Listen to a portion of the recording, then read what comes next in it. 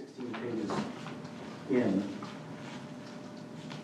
it starts with Sergeant Jeff Suga, about a little less than halfway down the page.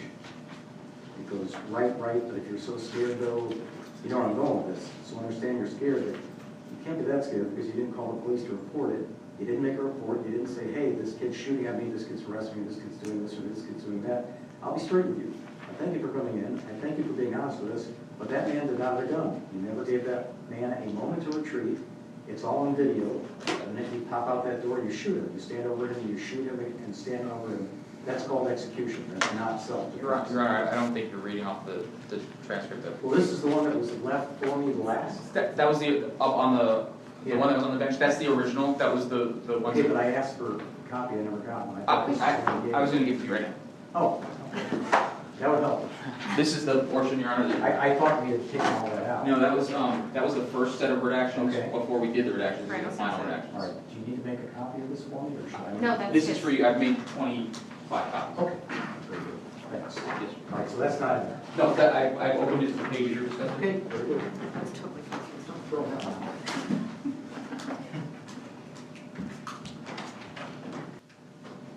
It's, I'm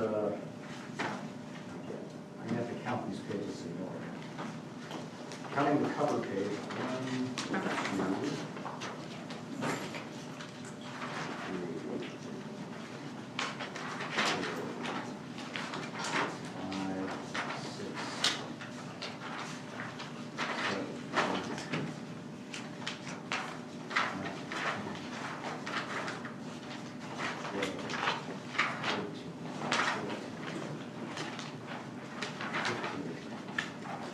2, 3, on the 18th page, there's clearly redaction at the bottom because it says at the last sentence, I'll be straight with you, comma, and then there's nothing. We go to the next page, there's a space at the top, and then Mr. Dumercy starts talking again. I thought there was something in there about being scared that we were leaving him, but it's gone now. I don't see it. Of course, I don't have the original anymore. And I think you were going to get me a copy of the original. Somebody was. That was what was provided on the bench after the lunch recess. No, you gave it back. Mr. Fleischman, I thought you were going to bring me a copy, or somebody was going to bring it. I did it for him, and that's what was put up there. Okay, but in any event, I think that there was something that you took out that was supposed to be left in.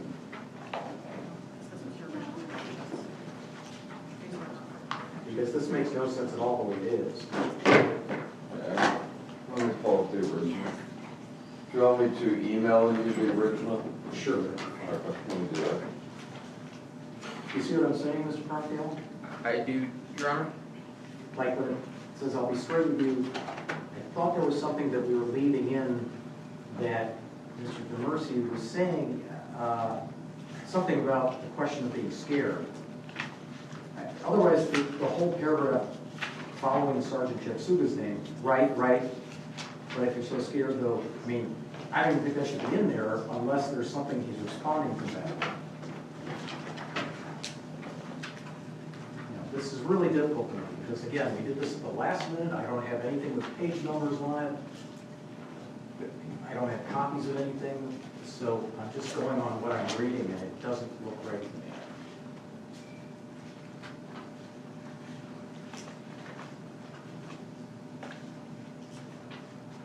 It's probably going to take a little while. Mr. Fleischman to give me this is so long. Mary, I'll send it right now. All right. I'm assuming it'll make it through the firewall.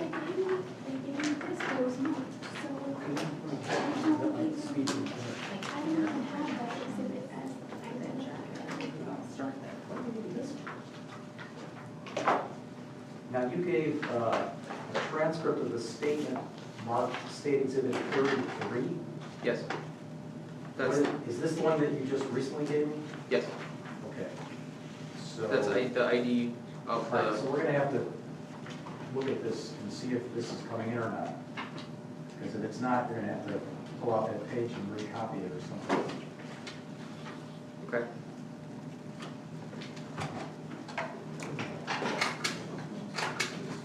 I mean, do you see anything about there being some words missing? Because I can't imagine this is how it reads, because even the jury's gonna think, what the heck? I'll be straight with you, comma, and then nothing. Yeah, we didn't get to that yet in the tape, but oh what? Right, but I mean, I'm just saying, I see what you're saying. either something should have been taken out or something should have been left in.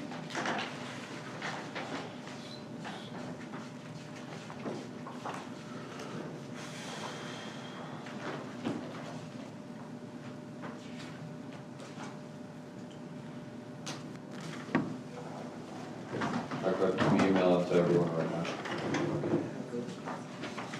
I have that this could stay in and the rest had to come out. Yeah.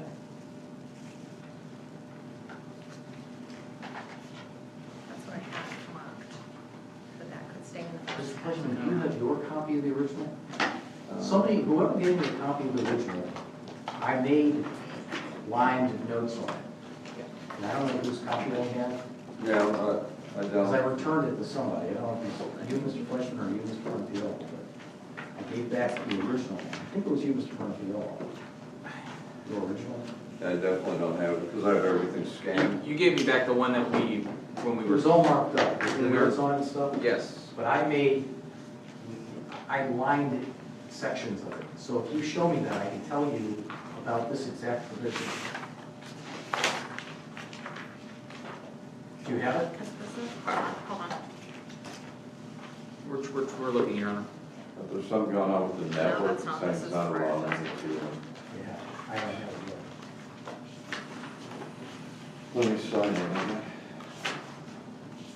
I mean, what happened to that original that you used to have that you showed me? Because that's the one that I made the marks on, showing what we're deleting. No, that was yours.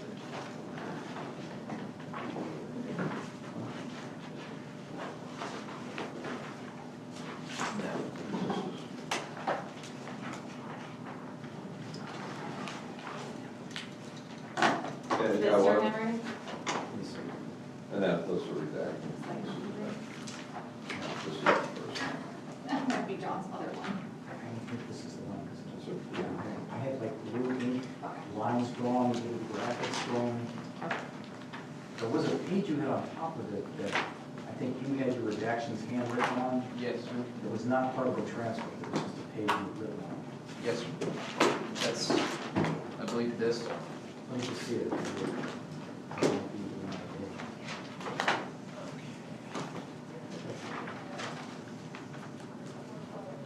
Yeah, this is the one. Let me just see if I can find this spot.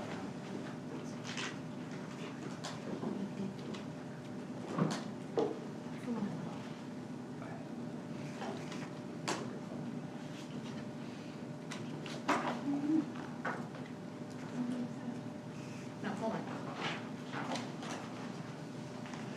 This is. Okay, I just emailed it to everyone here. Okay, thanks. Hopefully it'll go.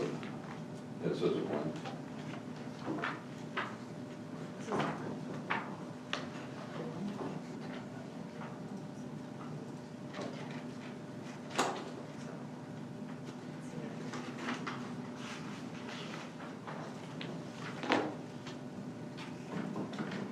I didn't even think this was one of the items that, It wasn't. It wasn't. yeah, this is not something that. It wasn't one that we It addressed. wasn't. You're right, it wasn't. It was one that I believe Mr. Carnafiello did. When I was trying to guess what the defense's anticipated redactions would be. Okay, so, Mr. Fleischman, you apparently did not object to this one, but I just, Well, I didn't see, I mean, I Yeah, could it's on page obviously 18. make an error. it's on page 18. Obviously. Just read that again. It's like almost halfway down, not quite halfway It down. says Sergeant. Dumercy, no, I wasn't going after him. No. No, Yes. the On- page before. Page 18, about halfway down, it starts with Sergeant Jepsuga. Right. And if you're so scared though, you know, where I I'm got going with this. Just read that into the next page. And then it says, I'll be straight with you. Yeah. No, I wasn't going after. So you're saying there's a portion missing? Well, there that is. puts it- No, well, It's gonna cut on the video, it's gonna cut from him saying, I'm gonna be straight with you, to Mr. Dumercy It's talking about how talking. he knows it's not self-defense, so he removed it.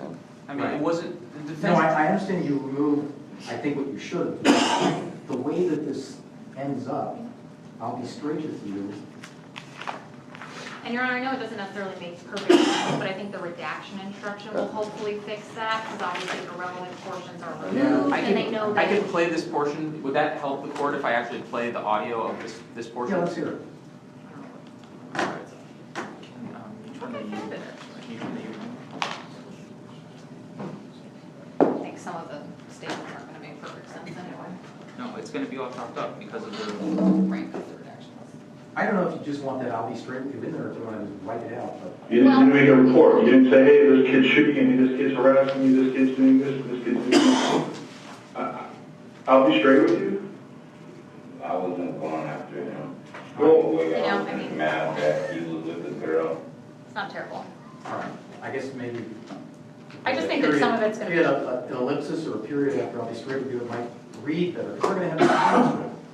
I know, but they're gonna know that parts are redacted anyway, because there's gonna be big Well, like. let's hope. Okay, Well, we're so gonna give them the instructions. I'll give you this back. What am I still don't have your, well, that's all right, I've got the transcript you all have. Do you still need more time to review this? You can take it if you need it. Yeah, we're almost done. Okay. Just let my deputy know when you're done, and I'll be right back.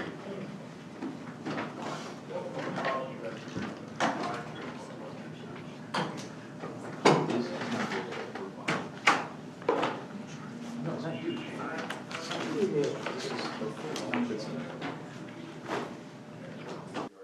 Scan it, the note for the phone number, so I have, if I have to call. You mean the boss? Yeah, Yeah, just if I have to follow up.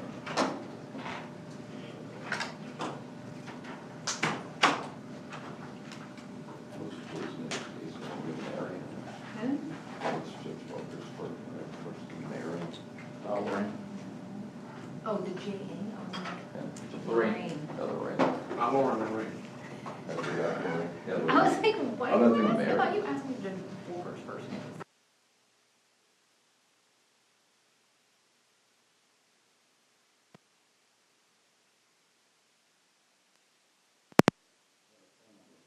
Thank you. so I left my JA's phone number, in case you had a question. Okay. Okay, so are we ready? And I don't know if the court wants to hand out the transcripts now or. That's probably a good idea, let's put them on our chairs.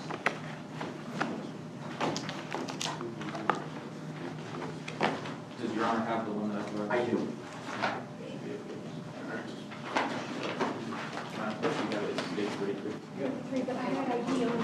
Correct. Yes, I gave one.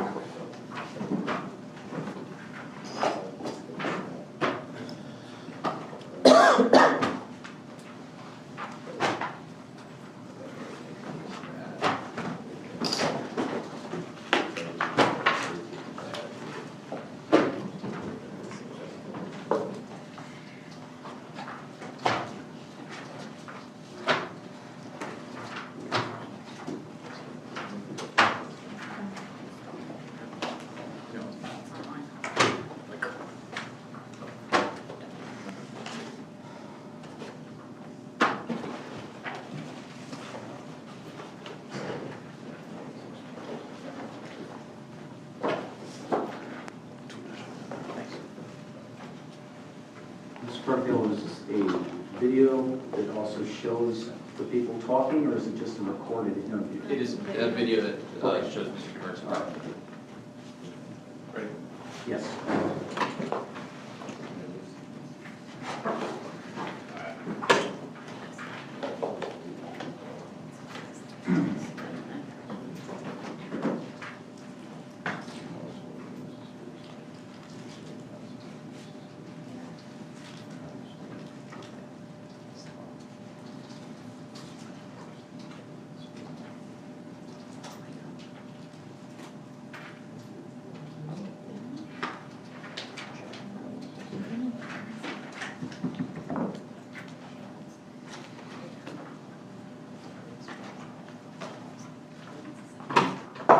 Very interesting.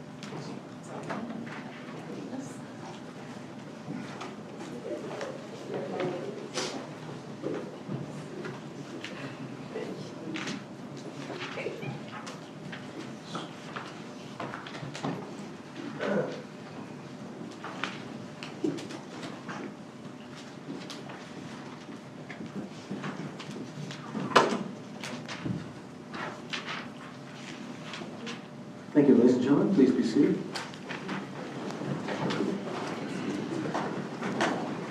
Ladies and gentlemen, you're about to hear and see a video recorded statement of Mr. Dumercy by one of the detectives in the case. So I have some instructions that I'd like to give you with regard to that. First of all, members of the jury, you're about to listen to the video audio recording. The court instructs you that the recording has been edited to eliminate irrelevant portions that would not add to your understanding of the case.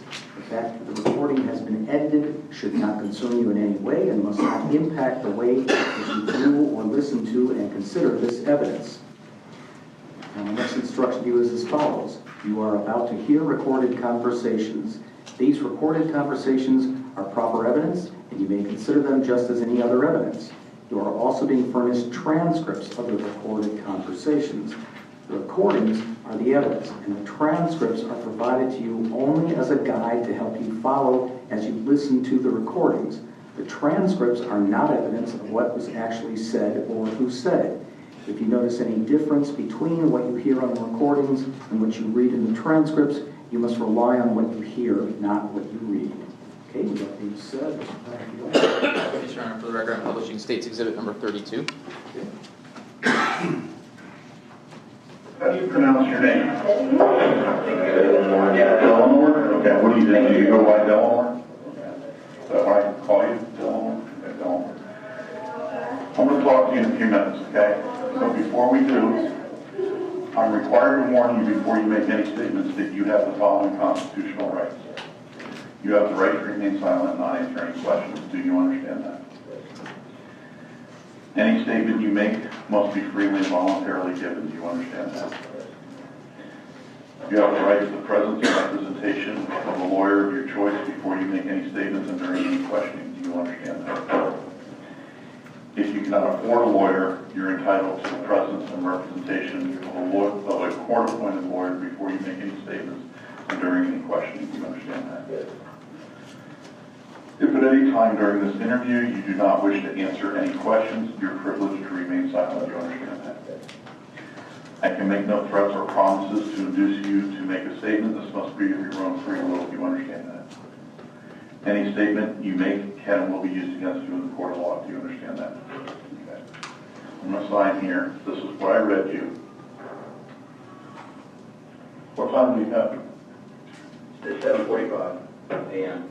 Stand up for me, please, sir.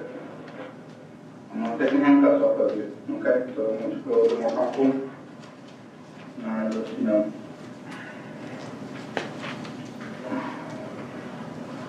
Do you have anything on you?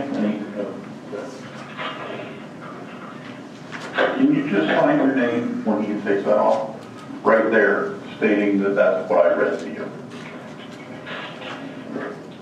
And you understand all these rights, correct? Yes, sir. Okay.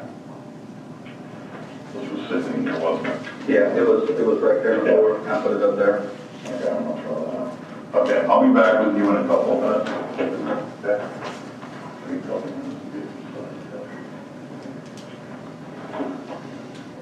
Hey, Don. How you doing? I'm Jason.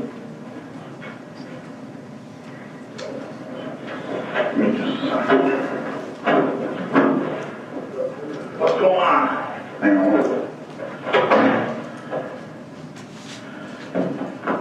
All right, Delinord, I just read you your rights, okay?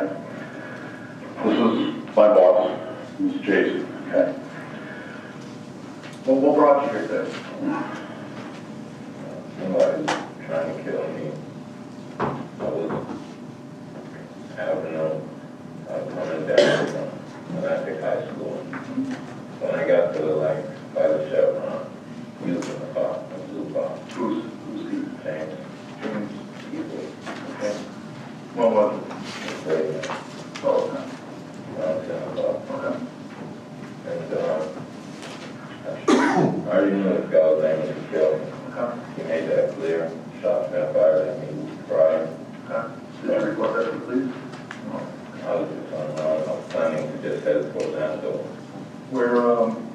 Where did that happen? Where you shot it? Around, I'll say, 9,000. Southwest 9? Yeah. So over here? That's last week?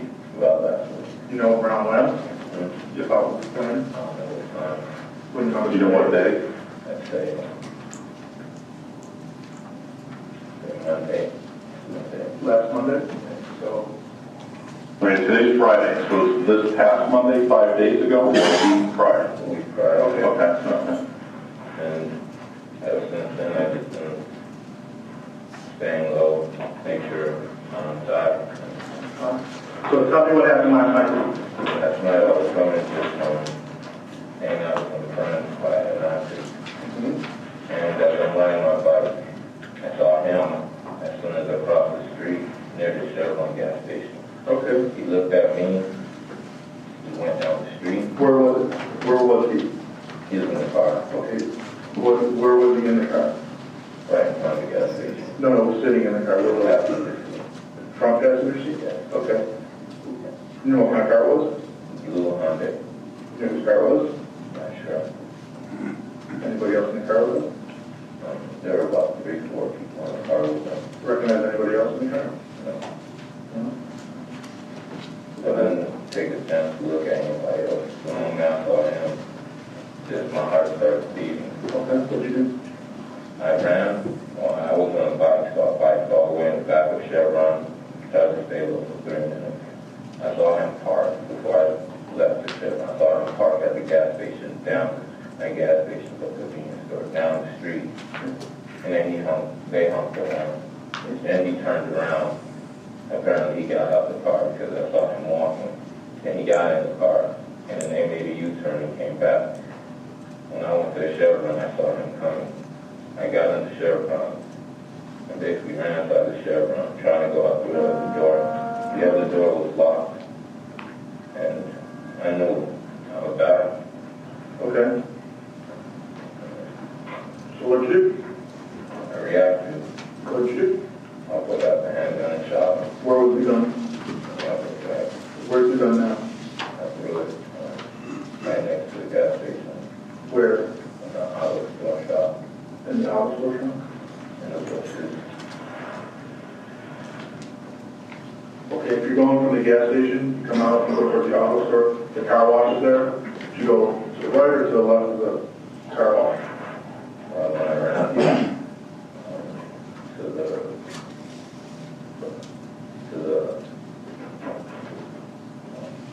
I went on Congress. Okay, so you went left then. Where's the auto store? I went to the right. Okay, so before Congress, along the bushes then, between the gas station and the auto store is the gun? Are you talking the little warehouses there? Yeah. Okay. And those bushes is where the gun is? Okay. There's a car wash, is at one corner of the gas station. Closer to Congress, there's some box trucks. It's the auto parts mechanic that's right next to it. Okay. What happened after you, explain to me, you see him, did he have a gun?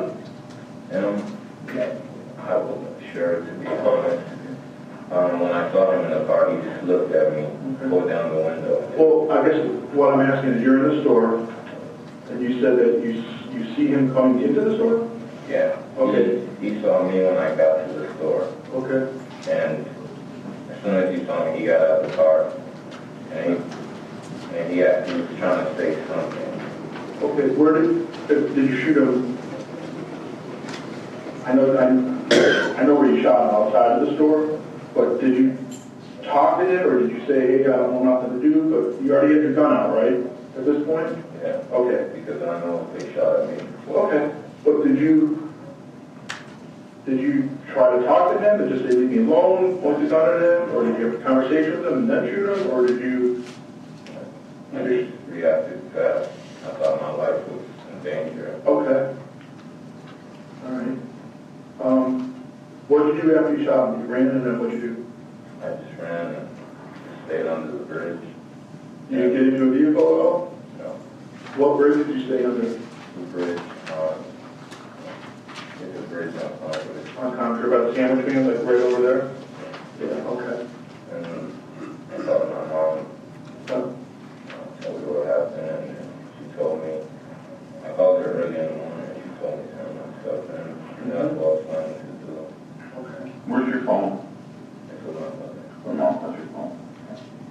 did you get the gun from? I bought it on unemployment, actually. I was just going frantic.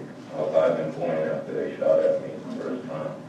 And I was just asking random people, you know, I can get one. And then dude with the gold dress, he sold me one for $250. What kind of gun is it?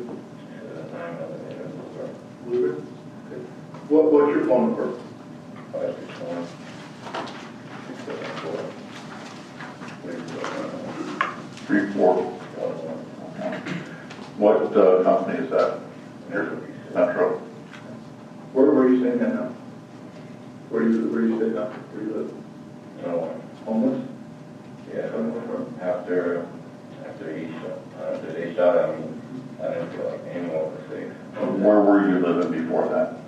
I was living just with my mom, Where's that at? 419 Northeast, right up north. Why does he have a problem with you? I actually started with a female, a girl, Darnisha, McCray, the girl that got pregnant. And I was down there, father started. They were together.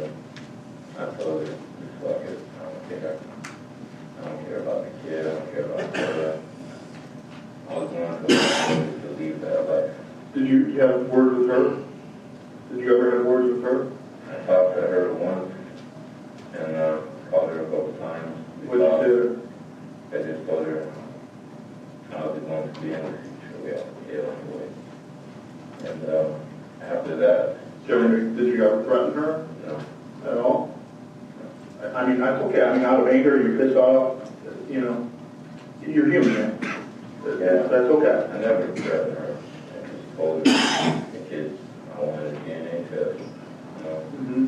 I hope the baby, I hope you have a miscarriage. That's what I told her. And, and then last night I worked. So I was working, Dan called me on my phone. I'm not sure how you got my number. Saying, anywhere you'll be, I'll find you. Anywhere you stay, I'll find you. Okay. Just, you ain't worth it, but I'll make it worth it. That's what it works to me. Let me ask you, where do you work? I was working at Shula Burger and 3 G's, Gourmet Deli. Where's that? It's on one is on Line Road and one is on, Oh, Lions in Atlantic is the Schuler, right? Yeah. one is on West Atlantic. Yeah. After he told me that, I just stopped going to work. I quit both my jobs. Let me ask you this. You're scared, but you don't call the police.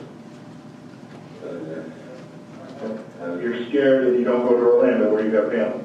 You said you have family in Orlando, so you stay here. No, the plan was wait for my check bag this Friday. My check bag get on Tuesday and just leave. But what I'm saying is you're so scared. We're going 7, 8, 9, 11 days. 11 days ago, you get shot at by this kid, and you don't call the police. When that shit happens, I mean, I just stay low. You know? Right, but if you're so scared though,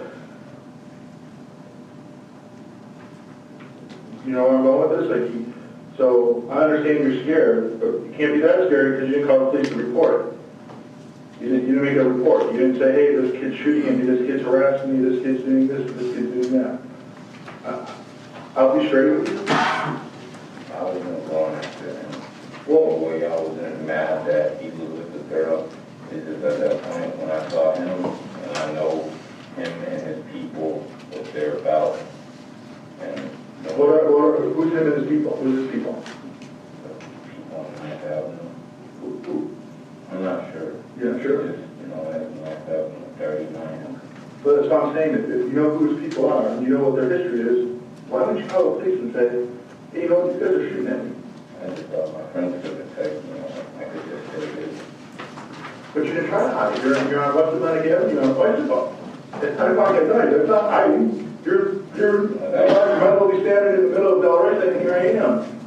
You know, that I tried to stay away from 9th. When he called, did you say, yeah, I'll meet you? Meet me here? You sure? Yeah, I'm positive. When he called me a couple of days ago, I think I hung up on him after he said what he said. What did he say? He said, ain't where I'll be, he'll find me. Okay, but let me ask you this. You got shot at, but you didn't see who shot at you, correct? So how do you know he shot at you? Because he was the only person out there. How do you know? Because I think everything from around the neighborhood. And I didn't see him exactly, but I saw some of his friends, like the people that be online. Okay. And then after that, once he called me and told me that go find me.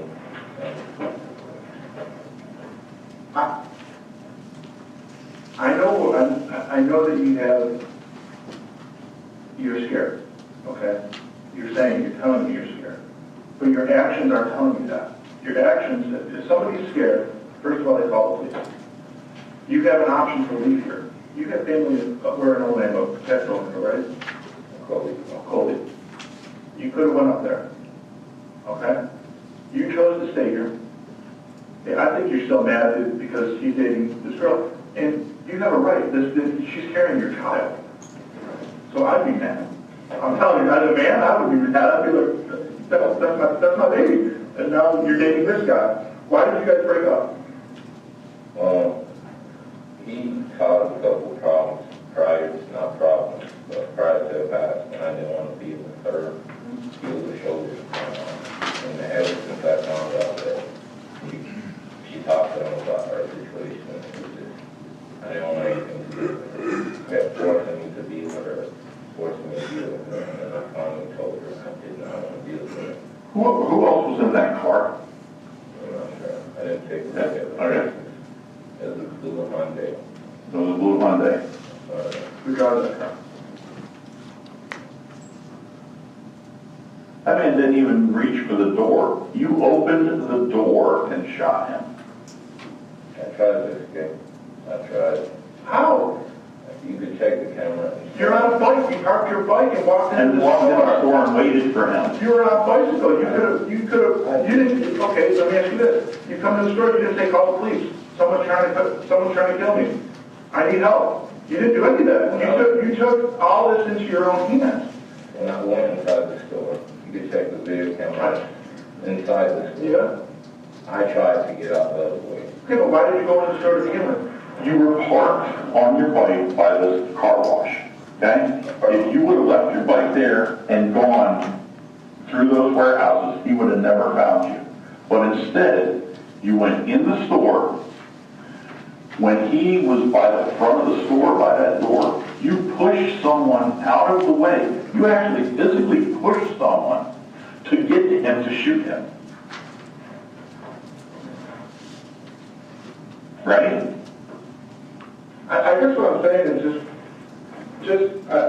I understand you're scared, but I mean, that's not going to work. You're pissed off. It's very visible in that film. Just be honest with me. Say, you know what? I'm pissed. You're damn right I'm pissed. You're here. You came in here. This is time to tell you your story. Don't tell me you're scared of him, because you're not. You're not calling the police. Go ahead and tell me. Be honest with me. Be man to man with me. Yeah, you know what, Jason? I'm pissed off. He's dating the girl that's carrying my child. You damn straight I'm mad. I wasn't mad. Okay? I'll be honest with you, I was pissed. I don't blame you. That's what I'm trying to tell you. I don't blame you for being pissed. I'm telling you, when I came back, you can check 30 minutes before it all happened. Okay. You'll see them turn around and follow me to the Chevron. Okay. Follow me where I was going. When I took my bike and went to the back of Chevron, I was just going back to Chevron just to get some stickers. Then, as soon as I got to Chevron, there they go right there. When I got off my bike, there they go right there. Well, why did you call the police? Why did you let it go to this level? I understand you're mad, but you killed the man. I didn't kill him out of anger. I just killed him. It was basically it. You just said you did. Okay. But you did. You didn't want to deal with him, did you? That's all I was going to go down. Okay. But when you saw him and you went in that store, you knew that if he came near that store, you could shoot him and wouldn't have to deal with him, correct?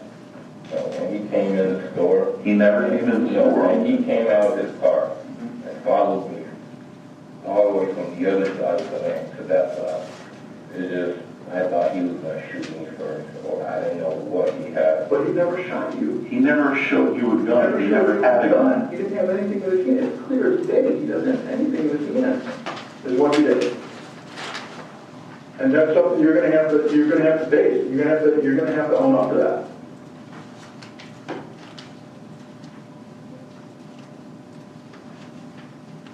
You made some really poor decisions last night.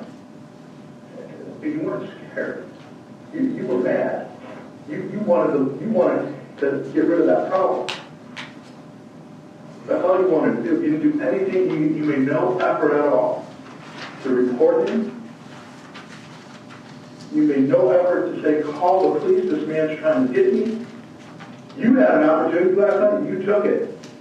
You were mad and you said, fuck it. I'm going to take you out.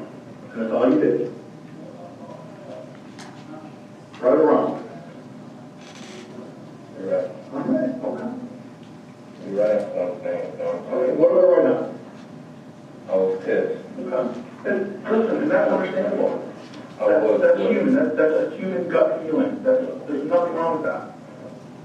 Prior to them being together, after me and her said that it was done. How long did you date her for? 5 years. That's a long time. That's a long time to be involved with somebody. And after we did decide, she told me I worked on it completely. Why? What caused you guys to break up after 5 years? What ended up? Me, I ended. Why? Him. She was cheating on? She wasn't cheating. Okay. I was in Orlando for 2 years. And in that time, she tried to be with me even till then. She tried everything. She gave me, she promised me the world. She wanted to be with me more than anything. And I ignored her. I didn't want to be with her at all. And when I told her that she went to him crying, talked to him, explained everything. And he said, he told her that it's going to be all right. Then after that, she completely stopped talking to him after that time. I didn't know about this, but when I came back, I found out and then just put something in my head. It was just, I had to see her as my girl and want to saw her something else. And I just kept neglecting her. And finally, I thought I wanted her back. She didn't want me back. And something else fine with that. Okay. And after that, it was just, they got together, whatever. I didn't really care. But after they shot at me and then he called me, that's where everything started. That's where it got intense. Because honestly, I was ashamed that I was in love with a girl that I used to love, that girl that counted my kid. And you were mad that you with your girl? I was. And I was planning to That's do. understandable. I was just planning to leave. I was planning to go to Georgia and start fresh. 8 hours, and that's it. What happened? After that, on Tuesday, I was going to leave. The plan was to pick up my check from 3 G's today, this morning, and on Tuesday, pick up my check from Schulerberger. Why? What took you to this level that you decided to kill this man yesterday? Explain that to me. What made you say, I'm now going, because you don't seem like a bad dude. You seem like a really easygoing, peaceful type of guy to me. So your heart's probably breaking. I understand that. And you're really mad. Did the anger just come over you and just say, I want to kill this dude. I want him out of my life. After I was in Atlantic, and I had my hand down my book bag, because I knew if I ever saw him or if he ever saw me, I'd just see what he'd do, and see how I'd retaliate. And that night when I saw him, I just left and just kept going. When I saw him turn and stop at the gas station, they honked their horn, then turn around, and he got out of the car. Then when I went to the gas station, he came to the gas station, it's just,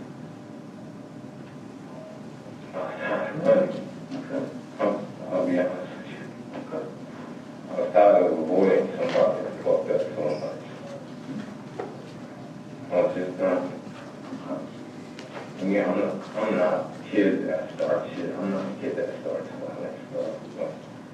When somebody is after you, you've been on the run, shouting and fucking sleeping on bridges. I've been ducking off from everybody that's put in a job because of shit that he was coming from. And that's that. I have no. So you saw him yesterday and you said that's it? It's just, I knew that night when I was going to die. Because the way he was talking last time, he called me. He knew where I stay, he knew where I work, he'll find me, kill me. You said you're tired of running. Is that when you made the decision that? I was in that gas station, and he was coming towards the door, because he was coming specifically for me. When did you make your mind up to kill him? Because it wasn't that second. So you said it a little while ago. You knew somebody was going to die. So you've been thinking about this for a little bit. How long have you been thinking about doing this? I'd say I bought the gun about 4 or 3 days ago. And did you buy the gun for the purpose of killing him?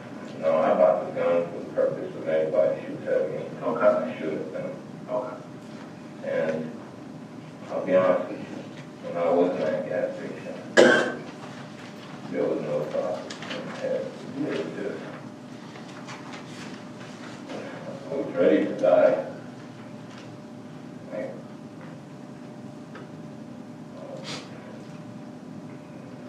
It was in a public place like that. I wouldn't. What did you think when you shot him? What were you thinking? What was the thought in your mind when you were shooting? Because I can understand one shot. When you shot him multiple times, what were you thinking? Were you thinking like, I'm done with you? You're never going to bother me again? What was over your mind? You weren't going to kill me. That's the main thing that kept that in my head. You weren't going to kill me. But we don't even know if you tried to. You just said you don't even know if that's when I tried to shoot at you. I just gave you a whole another avenue on this. What if he was calling you to tell you to knock it off? What if he was saying, you know what? Let's drop this. I don't think a man that called me and said he would find me anywhere I've seen or I work would just say, Or maybe he was mad for you threatening her. You do the same thing. If you're dating her, reverse the role. If you're dating her and she tells you, hey, he just called me and threatened the baby, what are your reactions? I'm going to go talk to this dude, tell him to knock the shit off. Correct? Okay? You didn't give him that opportunity. That's how mad you were at this. Damn straight up this dog. you're hanging out with mad. Huh? The girl I've been with so long, so fucking long. And then out of nowhere, this guy is making stories, lying about every fucking thing I was cheating on her, and she turns out to be this guy. I was mad. At first, I didn't want to hurt him. I didn't want to do anything towards this man. I was mad. I wanted to go punch him in his face. That's about it. Okay? And that's understandable. But after he said what he said, it's just, So is that when you decided you were going to get a gun and you were going to take care of them? that's when I decided to gun and just stay with my gun. Your intention was to kill him. Is that correct? Sure. So when did you say in your mind, I'm taking this guy, I'm going to kill him? You're mad. So your anger level goes up. So at some point you say, I'm going to kill this. I'm going to kill this dude. When did you choose to do that? A couple days ago? When you got the gun? Now, a couple days ago, I didn't want to kill him. Okay. And that's what I'm trying to get. At what time did it change from, I don't want to kill him, to, I'm killing this dude? When I got the gun, it was if I saw him and he tried to shoot at me or come at me, I'd shoot him one time in the leg and that's it. That was my plan. I was going to cripple him. Okay. That's what I was going to do. But at the gas station, what happened? Your motion to go. Tell me what happened. Tell me what you did when you came out. What did you do? What were you doing? When I couldn't exit at the gas station. I just stood there for a second thinking in my head, what should I do? What should I do? Then my body just started going, and then I just started reacting. So I pulled out the gun in my book bag, took it off safety, and just shot him. He was about to say something to me. He had his hands in his pocket. I didn't know what was what. You didn't have his hands in his pocket. So, whatever he did. So, is it fair to say that you shot the man in cold blood? You guys don't tell me exactly what you know. Well, meaning that he wasn't going to harm you. He didn't have a gun. You never gave him an opportunity to say anything. You didn't let him speak. Your emotions took over, and you just said you wanted to kill this man. So that was your opportunity to kill him. So in cold blood, meaning that's it. I have my opportunity. Boom, and then stand over him, and you want to make sure he's dead, correct? When you're shooting him, you're not shooting somebody in the leg. You shot him point blank, and then you stood over him and shot him some more. So your intention was to kill that man yesterday. No ifs, ands, or buts, correct? No, when I first shot him, and I shot him again, and he grabbed my leg, and he just, at that point I was planning to just run after that when he was on the floor. But he grabbed my leg, tried to wrestle with me, and then I shot him again. And what was your intention when you shot him again and again? Just to shoot him, just to cripple him. You're not cripple him at that point. You're shooting him all the time. I wasn't intending to kill him. Well, you just told me you wanted to kill him. You just said you were mad. Your intention was to kill him. So, by shooting somebody in the chest and then standing over them and shooting them over and over, that's not crippling. That's what I mean by the cold blood part. You're saying, I'm done with you. And I'm asking, what are you thinking when you're pulling the trigger? Are you thinking, I got you, you're dead, I don't have to be bothered by you anymore? Was it a relief to you? Did it feel like he's out? Wasn't. God, that's the thing. As I shot him, I thought I got him a couple of times, and then that was it. In my head, it wasn't to kill this man. In my head, it wasn't for relief to see him on the floor. In my head, I didn't want him dead. How do you feel now that I told you that? I feel terrible, to be honest with you. I never wanted to take her life. That's the last thing I ever wanted to do. Most people don't.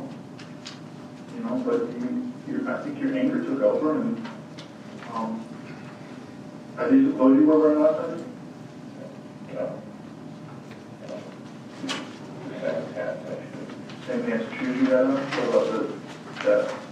Those are different shoes. These are the same pants and shoes? It baffles me that we get to that level. You know? I didn't want to get to that level, man. I just after he called me, said what he said, anywhere I'll be, you know. Listen, and I told you, I understand being mad, I understand all that. But you didn't take any course of action to stop that. You didn't call the police. Of course, I was just leaving. Well, no, your course of action was you got a gun and you wanted to kill him. You said it. I wanted him dead. Correct. You wanted him dead. You got what you wanted. You bought that gun for no other reason than to kill that guy. In my mind, am I wrong with saying that? Is that correct? That you bought the gun for the sole purpose of you really wanted to kill that dude?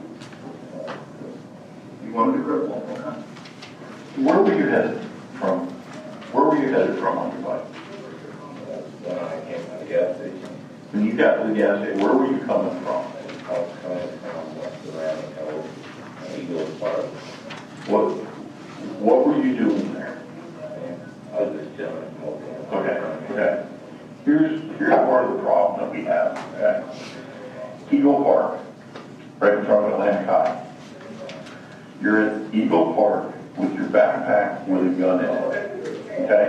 You are telling us how scared you are of this guy, but you're right in front of their development where they live. Right in front of where they live. Okay? You're hanging out there at the park. He doesn't live there. He's been staying with her, and you know that if they're together and she's going in and out of there, you're going to see her and him. I didn't know they were staying together. Okay. Regardless of if you knew they were staying together, you're in front of her development, right in front of her development, where if they come through, you're going to see them. I was at the park. From the park, when he's sitting down in the pavilion, you can't. But you're at the park in front of her house with a gun.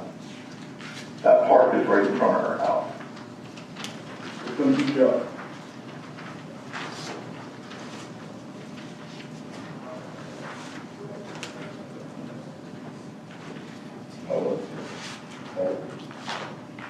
I was mad.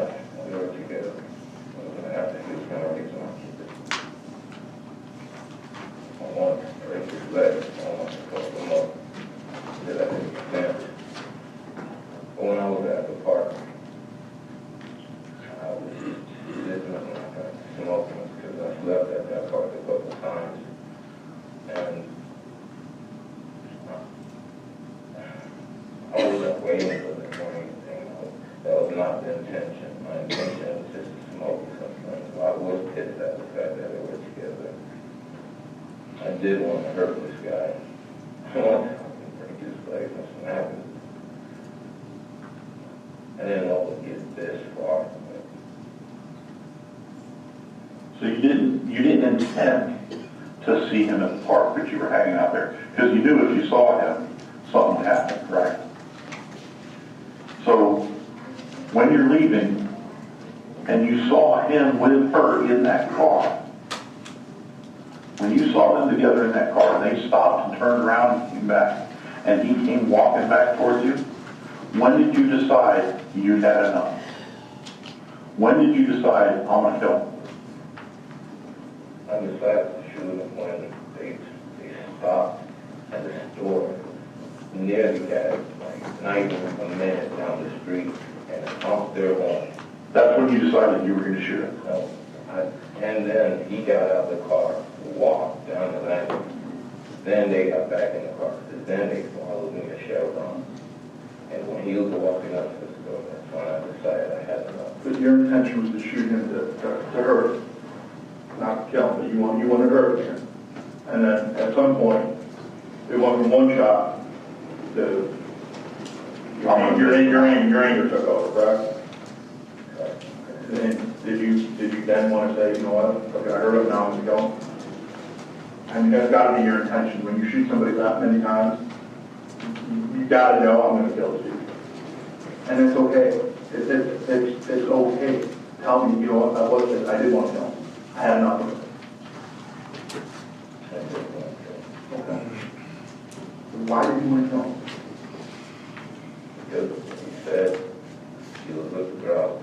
That's what I'm looking at. Talk to me about that. What he said are words. That's not going to want to make you kill somebody. What's going to make you kill somebody is he's with the mother of your unborn child. That's what's going to drive somebody that mad. Not somebody that's going to say a word to you. It means nothing. And he's going to kill me wherever I say where that means something. Well, let me inform. He's with the mother of your unborn child. That will piss me off enough to say, I'm going to kill this dude. And that's what happened, correct? Yes? Yes. And when you stood over him, were you saying anything when you stood over him and shot him? Saying anything? Okay. Did you know, obviously you just told us that when you're shooting him, that's your intention, you're killing him. You ain't crippling him. One shot would be, I'm going to cripple a dude. So, you wanted to kill this dude yesterday. And I'm okay, I don't know you, I don't know him. I understand, I'm just trying to get a story. But I need the truth, though. Okay? I can't explain I can see on video what happened. I know you're pissed off. I know your intention wasn't to cripple that man. Your intention was to kill that guy. There's no doubt in my mind you wanted that guy dead. And yesterday was your opportunity to kill him. After the first 2 shots, and he was on the floor grabbing me, that's when I kept firing. And I don't know what it was. Just him touching me. That's understandable. And you wanted him dead. Correct? I don't want him dead.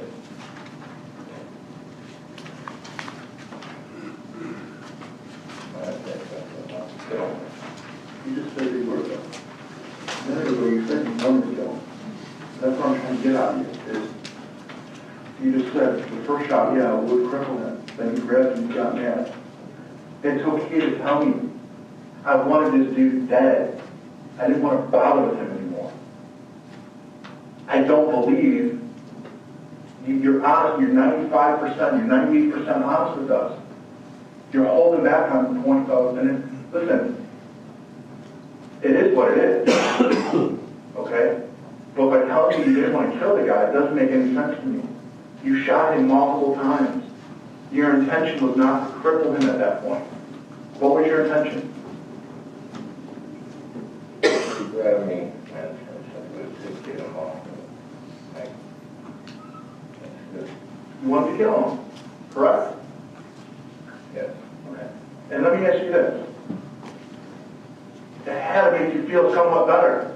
You did what you had to do. Because I know if I wanted to get something done, you had to have something like, yeah, motherfucker, I got you. I won. Correct? It didn't even feel better at all. What did it make you feel like? There was no point. Huh? I just kept recapping. They were leaving Florida. It could have happened today. I could have just left.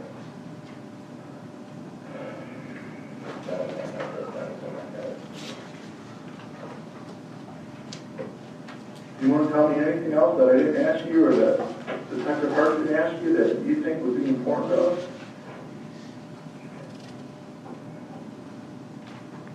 You said you threw that gun in those bushes between the gas station and the mechanic shop.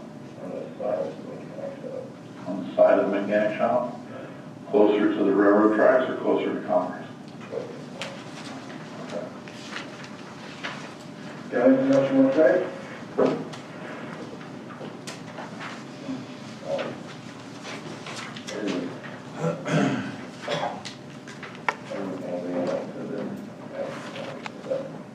I did think of many options. Suicide, last flip. I'm not that type of person. I think you felt some relief when you shot him, and you shot him again. And I think it felt good to you. I think you finally were getting that emotion, that hurt out on him, saying, you can't hurt me no more. Is that correct? Did it feel good when you were shooting him? Like, as I'm saying, like, did it feel like some weight was lifted off your chest? Like,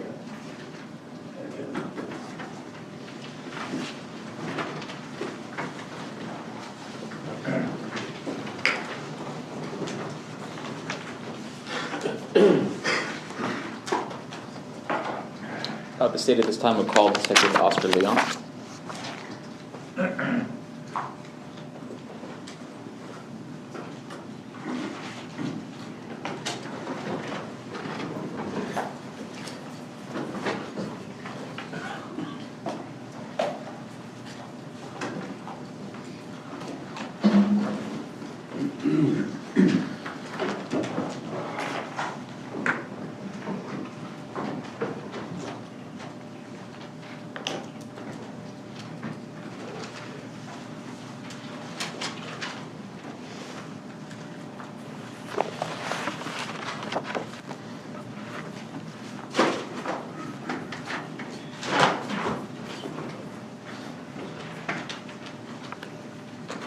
Do you swear or affirm that the evidence you're about to give will be the truth, the whole truth, and nothing but the truth?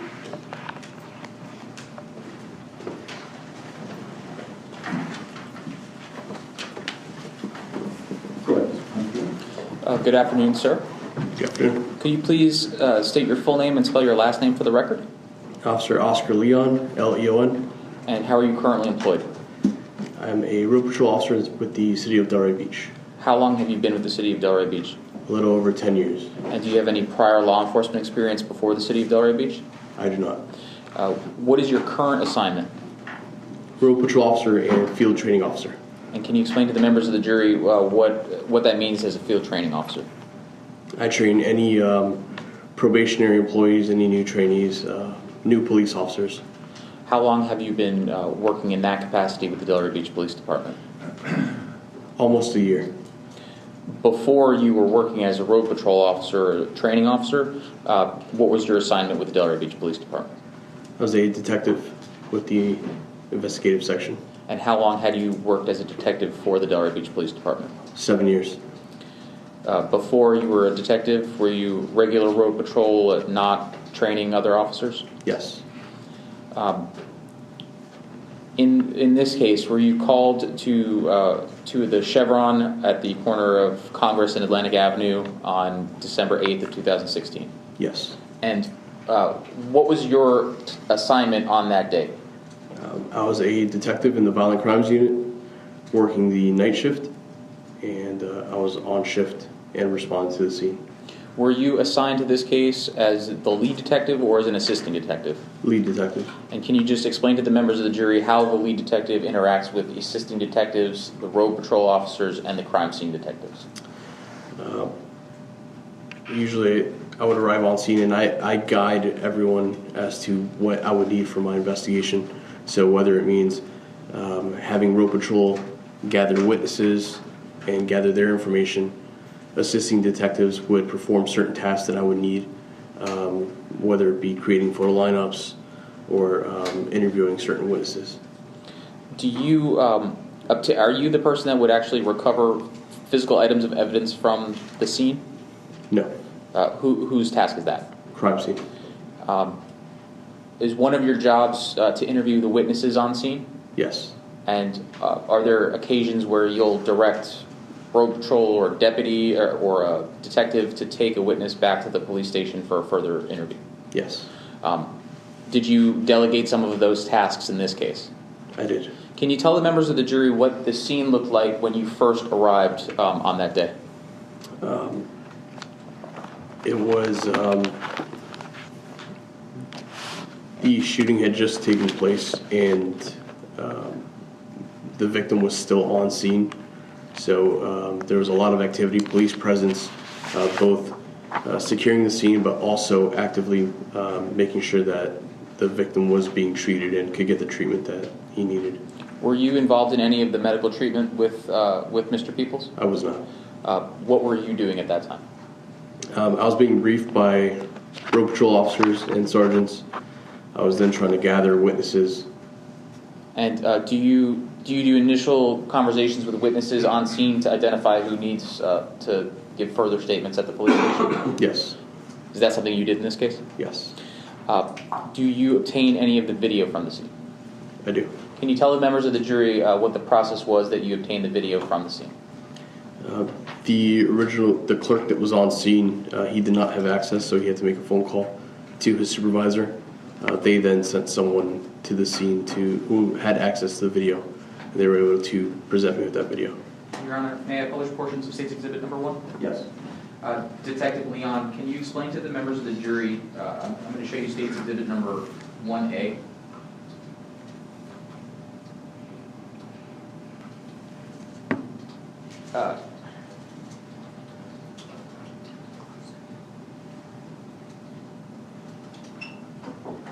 In State's Exhibit Number 1A, was that the condition that the video was in when you first tried to recover it from the gas station? Yes. Did it have that split screen view? Yes. Do you direct the people at the Chevron to provide you certain time periods of footage that you believe might be relevant to your case? Yes. And then in this view, is this the overall view of all the different cameras in the store at the same time? Yes. May I publish a portion, Your Honor? Yes.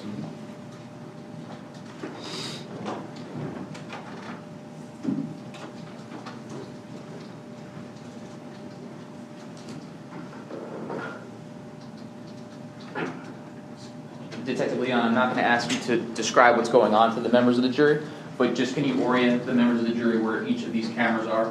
For instance, the bottom, bottom corner camera. Where is that corner camera facing at the Chevron? That corner camera is on the east wall of the convenience store. It is facing eastbound. And then the top right corner? This one up here? May I leave the stand to look at it? May the witness step down? Yes.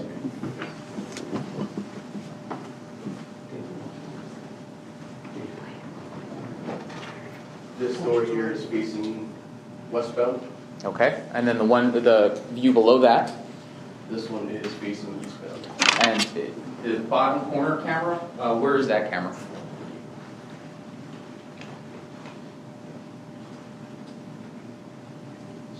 Yes, sir. That appears to be the cashier. Okay. Later on in your investigation, you could step back up, that's all. Later on in your investigation, do you separate these three views to make their own camera angles? I do. And the bottom corner is not one that you made a separate camera angle for?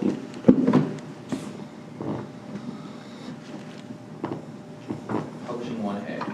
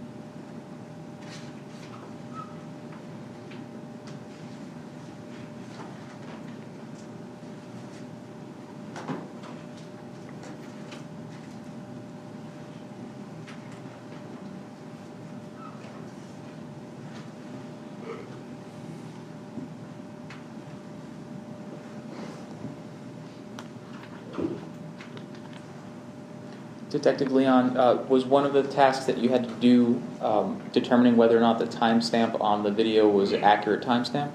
Yes. And was the timestamp on this video accurate to the actual time that this incident took place? Yes.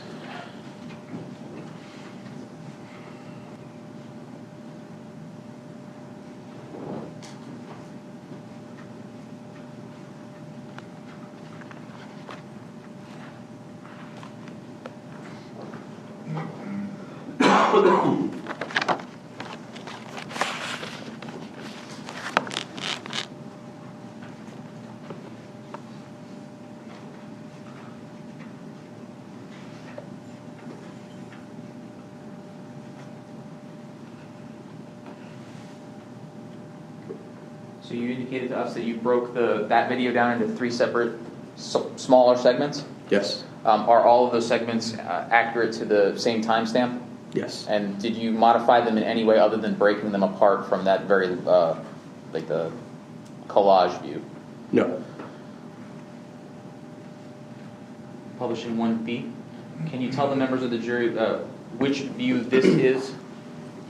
This is facing eastbound in the store.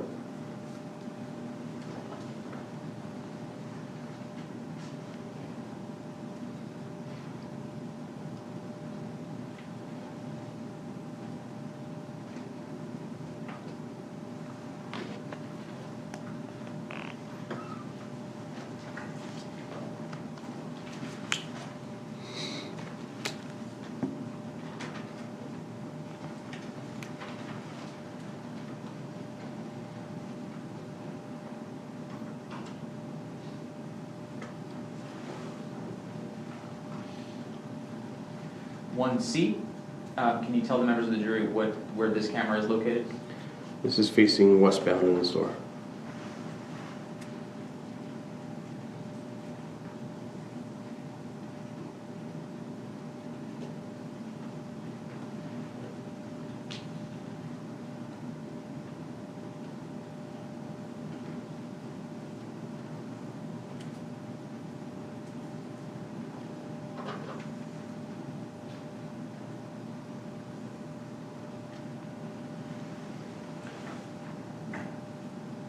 finally, 1D, can you explain to the members of the jury what this view is? This is camera facing eastbound, so the east exit of the store.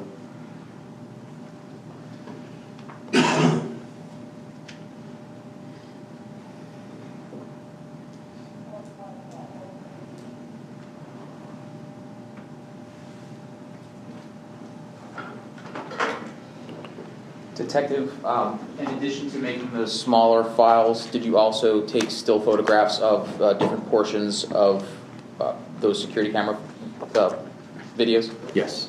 May I approach with this? Yes.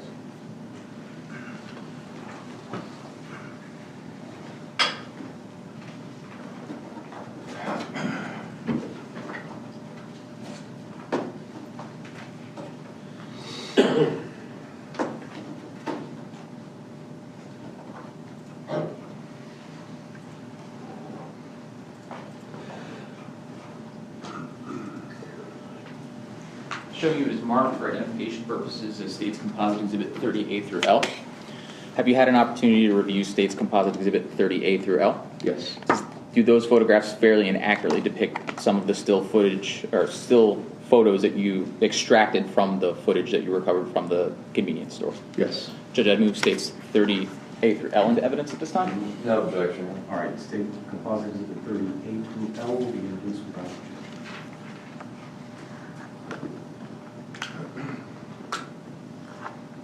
And may I publish portions of States 38 through L, Your Honor? Yes.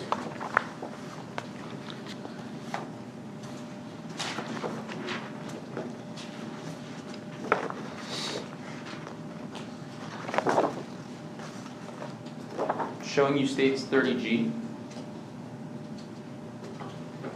Detective Leon, through the course of your investigation, were you able to determine who this individual is depicted at the bottom of States 30G? James Peebles. And are you able to determine which vehicle this was that is at the top left corner of 30G? It's going to be a vehicle owned by Darnisha McCray.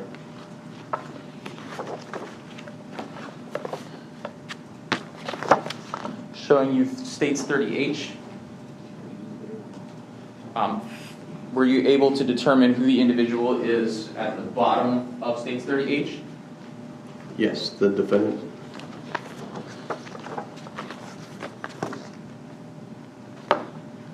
And is the defendant also pictured in States 30J? Yes.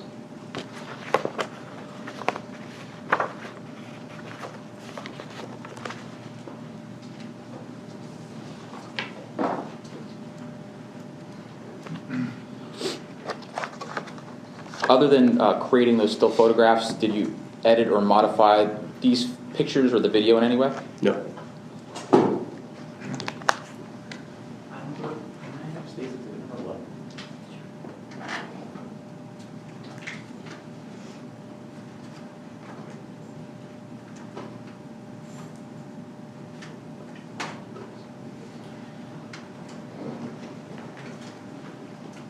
And Detective, through the course of your investigation, did the Delray Beach Police Department obtain a phone belonging to the defendant? Yes. Showing you what is marked for identification purposes as State's Exhibit number 22. Do you recognize this as being the defendant's cell phone that was obtained by the Delray Beach Police Department? Yes. Judge, I move State's Exhibit number 22 into evidence. No objection. State Exhibit 22 will be introduced without objection. And Detective Leon, in the course of your duties as a detective, did you ask that a forensic extraction be done of the defendant's cell phone?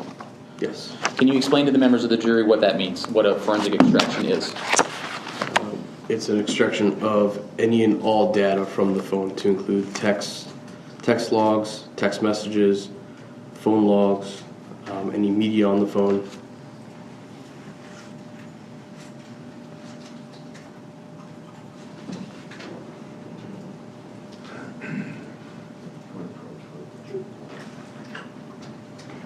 Ladies and gentlemen, we're going to take just a very short 5-minute recess, maybe 6 or 7. But let me have you go back in the jury room. While you're back there on this recess, please don't discuss the case amongst each other. Don't look up anything on your cell phones or any other electronic devices. Just remember what I told you, no discussions about the case with anybody. Thank you very much, and we'll see you back in 2 minutes. Okay,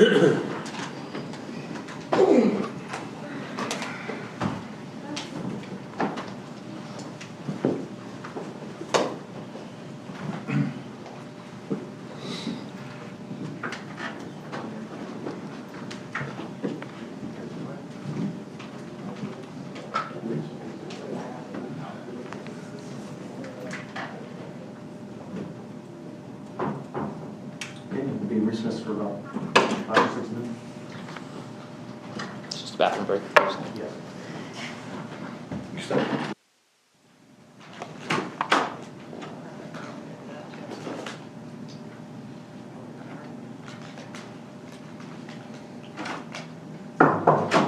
Court back in session. Okay, ready to bring jury on? Just one issue, Your Honor. This is the witness that would testify about the non-occurrence of any calls for service regarding a shooting. Right. So the state's position again would be pursuant to Florida Evidence Code 9803 subsection 7, the absence of entry in records of regularly conducted activity. It is not hearsay according to that statute, and we would ask that we be permitted to question the detective about it.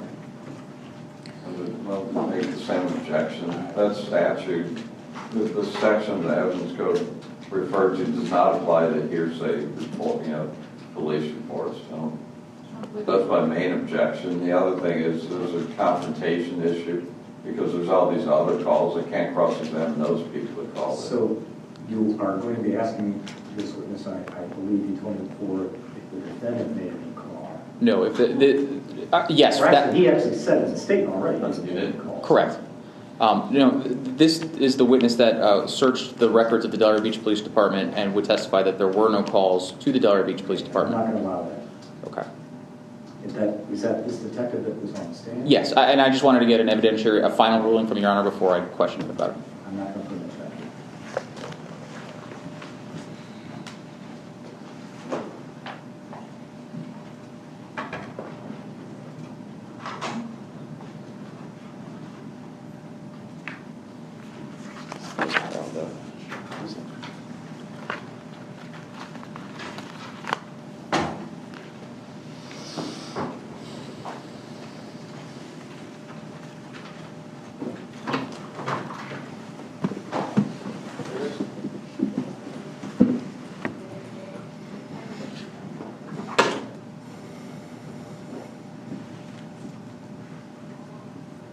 Mr. Barterfield, do you think you're going to be finished by 5?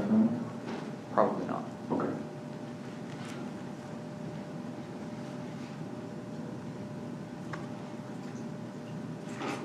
Do you mind if I stand? No. I object. I can stab it. I got it. I thought you were going to stare at Mr. Barterfield. Can I just look over your shoulder? Absolutely. Gary Henry.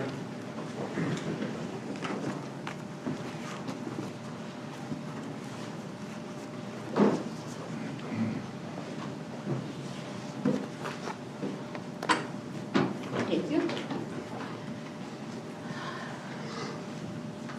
Thank you, ladies and gentlemen. Please be seated.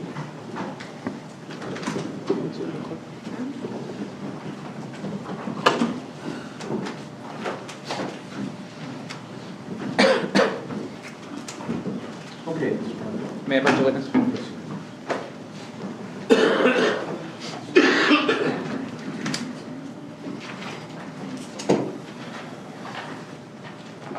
Detective, before we broke, you indicated that the Delaware Beach Police Department obtained State's Exhibit number 22, the defendant's cell phone, and you asked for a forensic extraction? Yes.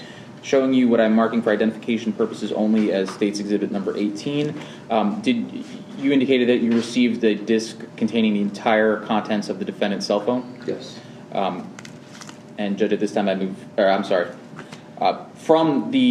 from State's Exhibit 18, from the entire forensic extraction of the defendant's cell phone, did you review all those contents? Yes. And did you pull out of the entire contents of the defendant's cell phone all of the defendant's call logs that are contained in his physical phone? Yes. Showing you it is marked for identification purposes as State's Exhibit number 21. Did you copy or did you create a file of all the defendant's call logs that you then later analyzed, which is marked as State's Exhibit number 21? Yes. And did it fairly and accurately depict the evidence that was recovered from the defendant's physical phone and placed into State's Exhibit number 18? Yes. Judge, I'd move State's Exhibit number 21 into evidence. Mr. White? No objection. All right, State Exhibit 21 will be introduced without objection. Were you also able to extract from State's Exhibit number 18 the entire text message, all of the text messages contained on the defendant's physical phone? Yes. Showing you what is marked for identification purposes is State's Exhibit number 20. Did you take all of the defendant's text messages on his phone and then place them on the disk and then analyze them? Yes. And were those fair and accurate summaries of the evidence that was contained on State's Exhibit number 18? Yes. Judge, I'd move State's Exhibit number 20 into evidence at this time. It's subject to what we discussed in the bench. I have no objection, so. Right. Okay. So based on the rulings that the court made at the bench, State Exhibit number 20 will be introduced. And then through the course of analyzing the defendant's text messages, did you have a phone number for Darnisha McCrae? Yes. And you had the defendant's phone number through his phone? Yes. Did you create a separate summary of the text messages contained on the defendant's cell phone that related to text messages between Ms. McCrae and the defendant? Yes. And did you color code those? Yes.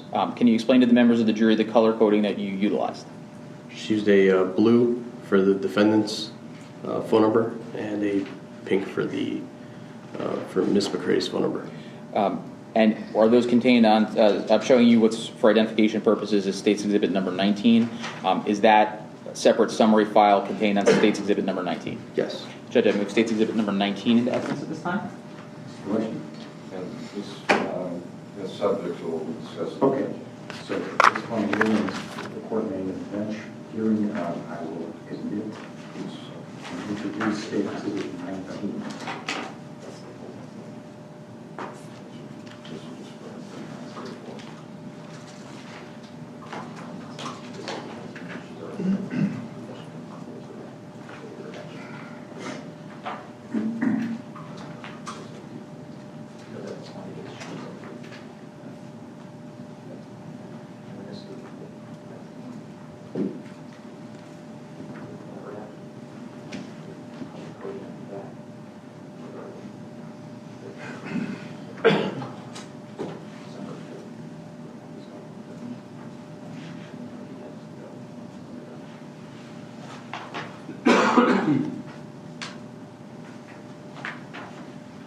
Everyone's witness again? Yes.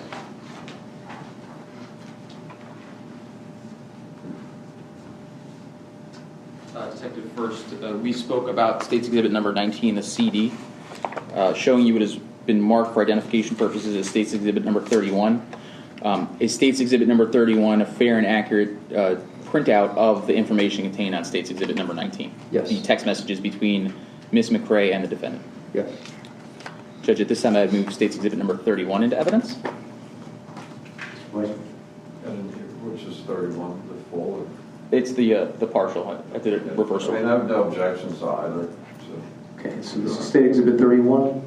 Yes, sir. That will be introduced without objection. And then I believe I'm showing you State's Exhibit number 34. Is this a fair and accurate printout of all of the defendant's text data as contained on State's Exhibit number 20? Yes.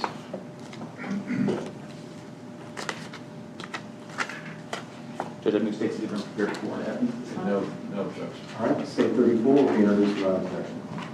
Did you request Ms. McCrae provide you any screenshots of text messages between her and Mr. Dumercy? Yes. And did she provide you those? Yes, she did.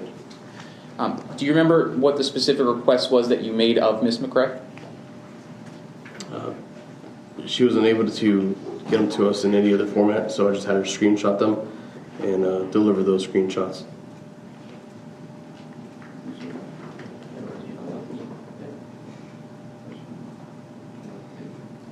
May I approach with it? Yes. Detective, I'm showing you it has been admitted into evidence as State's Exhibit number 11, A through C, as well as E through T. Do you recognize these as screenshots provided to you by Ms. McCrae? Yes. Did Ms. McCrae also provide to you her physical phone? Yes. And tell the members of the jury what, if any, type of analysis you tried to perform on Ms. McCrae's phone. We attempted to do a forensic analysis of the phone. However, based on the program, based on the phone, we were unable to. You were unable to do the same download that you did for the defendant's phone. That's correct. So I want to talk about your analysis of the defendant's phone. Did you analyze the defendant's phone call logs? Yes. And one of the things that you looked at for the defendant's phone call logs, calls that he placed to Ms. McCray. Yes. Do you know what the *67 is before a phone number is dialed? Yes. And can you tell the members of the jury what happens if *67 is applied before a phone number is dialed? The phone call comes in as a blocked number, so it's unknown who's actually calling you. On the call log, does it reflect if the user of the handset dials *67 before a phone number? Will that be reflected on the call log? Yes. Did you analyze the defendant's call log and determine whether or not he utilized *67 to call Ms. McCray? Yes, he did. And was there a specific time period that you analyzed for the times that the defendant attempted to call Ms. McCray? It was approximately October 2nd through December 6th. Approximately how many times did the defendant attempt to contact Ms. McCray using a blocked phone number between October 2nd and December 6th of 2016? Approximately 51 times. Ms. McCray provided you with those screenshots of her text messages? Yes. And you told us that you had the forensic extraction of the defendant's phone. Yes. Did you examine the screenshots that we have in evidence as State's Exhibit number 11 and compare them to the text messages that were actually present on the defendant's phone? Yes. Were all of the text messages on the screenshots also contained in the defendant's phone? Yes. Were there additional text messages between Ms. McCray and the defendant that were not contained on those screenshots? Yes. May I publish portions of State's Exhibit number 31, Your Honor?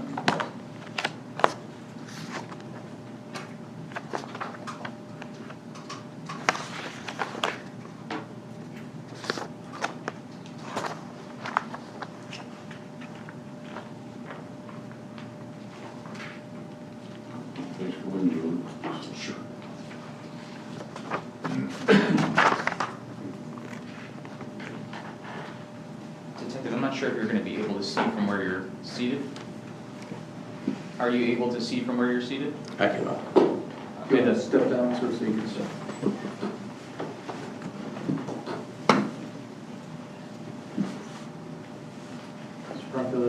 Pointer, I think. I believe I believe Officer Leon had it. Okay, Officer Leon, before you testify about your analysis of these text messages, can you just orient the members of the jury to what they're seeing in this exhibit?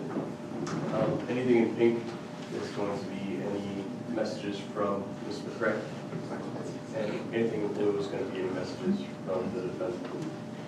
What does this column represent? The phone number, that's Ms. McCray's phone number. So this 561-706-2829 is the number that you've identified as belonging to Ms. McCray? Yes. Can you tell the members of the jury what's in this column? That's going to be the date and time. And can you tell the members of the jury what the format is of the date and time? It's going to be November 8th, 2016. So the middle number is going to be the month. And does this column indicate whether or not the message has been read? Yes. And this column, what does this column indicate? It indicates what type of message it is. In this case, it's going to be an incoming message from Ms. McCray, the first two. And then if it's outgoing, that means it's sent from the handset. Yes. So on November 8th of 2016, what is the conversation beginning at approximately 15:30 hours between Ms. McCray and the defendant? Should I go read them? Yes, if you could. Ms. McCray writes, "I'll be getting my car in January, and I'll be moving to my own place in February or March. That's why I wanted to sit and talk with you, but now I wish I'd never let you get close to me or give my baby fake-ass kisses. Because now you say you don't care, and that's a mistake. But I will raise it to be wiser, and I won't teach them to hate you. But they will know what you've done to me, to us. I'll make sure that they will still forgive you because I have so many times, and now I wash my hands with it. You've officially showed your true colors. Take care. And I know, like you, but I don't hate you, but I did at one point until I realized I still cared about you, but it's clear that you honestly don't even care about yourself. Does the defendant respond to her? Yes. What does he say to her? Wow, you and Wes are delusional. Go kill yourself. And I hope that baby dies in your stomach. Slutty ass hoe. And does Ms. McRae respond? Wow, and there goes the real you talking. I hope you die first because James already wants to kill you.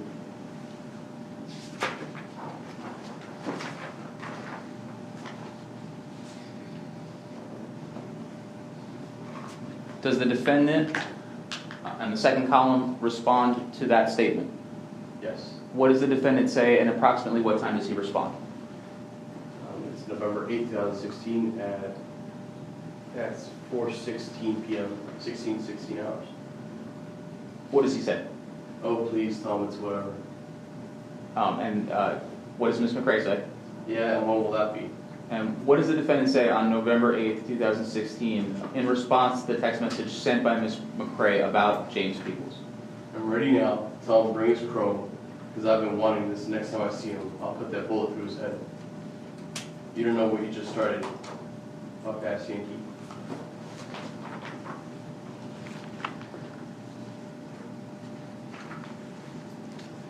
Later in that day, did they continue having a conversation back and forth about this topic? Yes. Does the defendant provide Ms. McRae a location where he can be found on November 8th of 2016? Yes. Tell the members of the jury, if you could, or point to it, or orient them. It's 911 Northeast 8th Avenue. And what does he say he'll be doing at 911 Northeast 8th Avenue? I'll be right outside.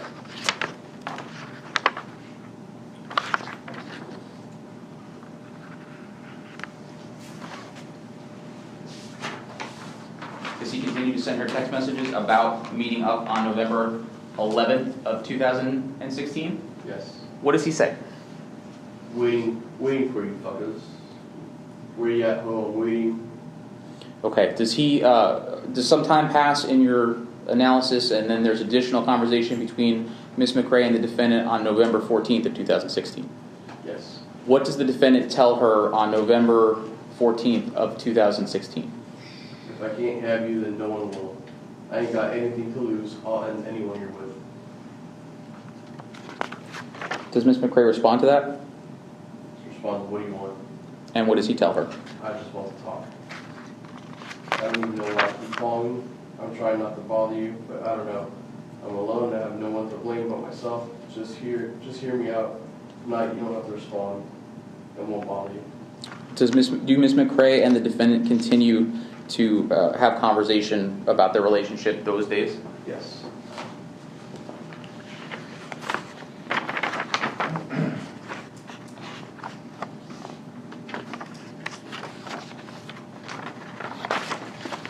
On November 19th of 2016, do Ms. McRae and the defendant continue talking about their relationship? Yes. And does the defendant provide Ms. McRae with an address where he is located? Yes. Can you tell the members of the jury where that is depicted on that exhibit? 5160 Las Verde Circle.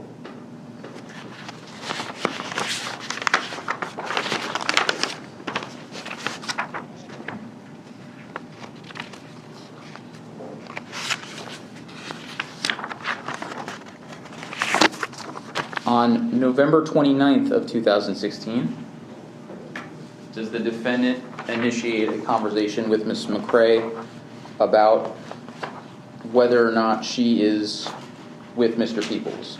I should probably put the picture up there first. An objection. Can we approach? Yes. You guys speak.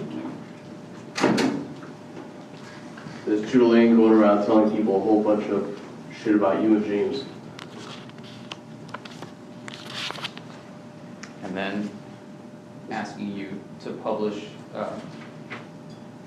this text message to the members of the jury? The next two text messages, I'm sorry. Okay. Well, she just called me and asked asked you fucking with James? And I said, yeah. And she said she gonna call me back, but that's really none of my business. You've been sleeping at this nigga house? What does Ms. McRae respond? When she said this just now? And what does the defendant respond? Yeah, so y'all together now, huh?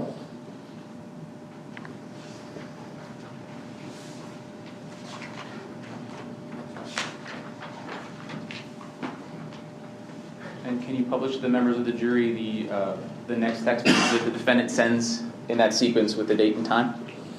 It's gonna be 11/29, November 29th, 2016, 08:57 hours. Look, I really don't know what all the commotion about, but it ain't got nothing to do with me. If you with that nigga, you moved on pretty quick to another nigga, but that's y'all shit.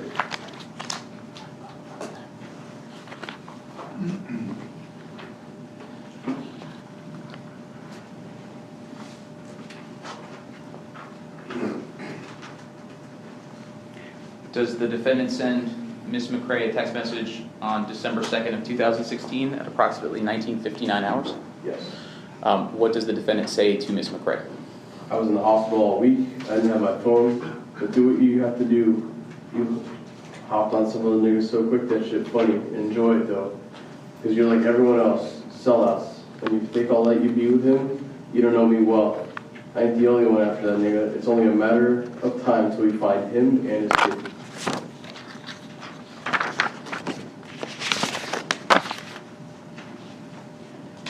After a response from Ms. McRae,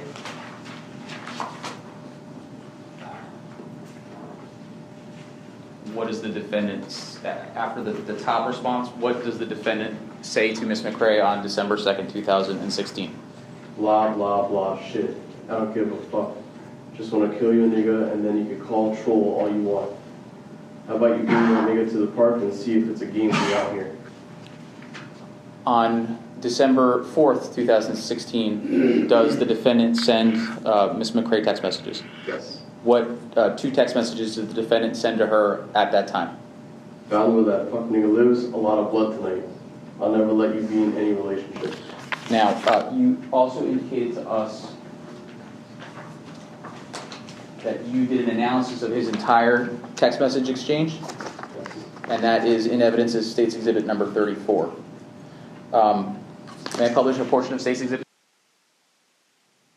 I have to start so you can handle that. I'm trying to kill that fool tonight. Bring yours too, in case his homeboys get funny.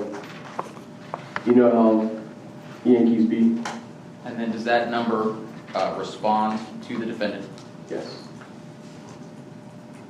What does that number say to the defendant? Yo, this is Sean. And what does the defendant respond to that phone number? My bad, bro. Ignore that text.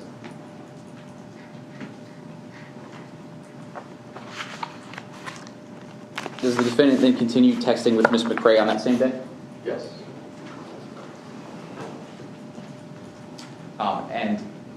Does the defendant provide an address to Ms. McRae for that day? Yes. Can you publish that portion of that text message exchange on State's Exhibit number 31 to the members of the jury? It's December 4th, 21:38 hours. It says 515 Northeast 3rd Avenue, pull up. So we can do this. And do we actually see that side text depicted on here in blank, not colored? Yes.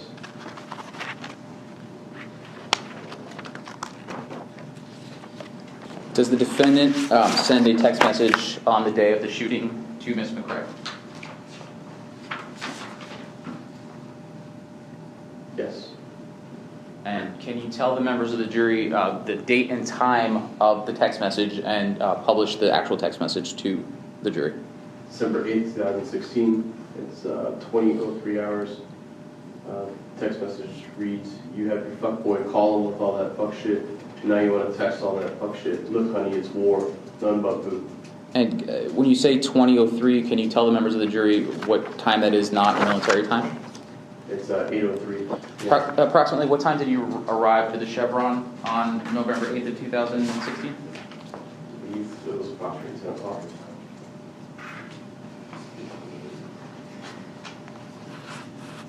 You can stand back up. Through the course of your analysis of the defendant's outgoing text messages, did you ever find an outgoing text message where the defendant told any person that he had been shot at?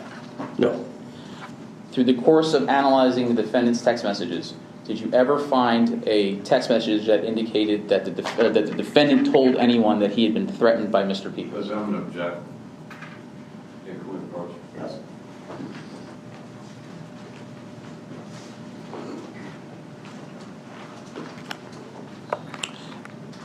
After analyzing the phone and providing the logs to the state attorney's office, did you do any further analysis with that phone?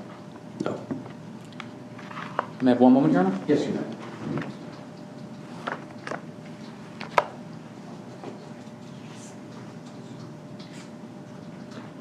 I have no further questions. Okay. Questions?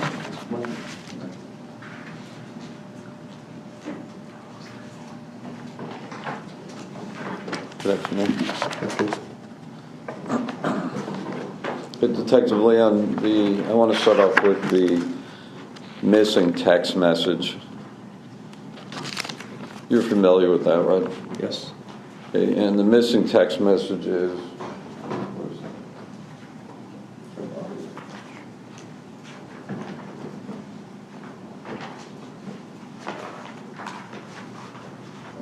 Just for the record, Your Honor, this is states 31.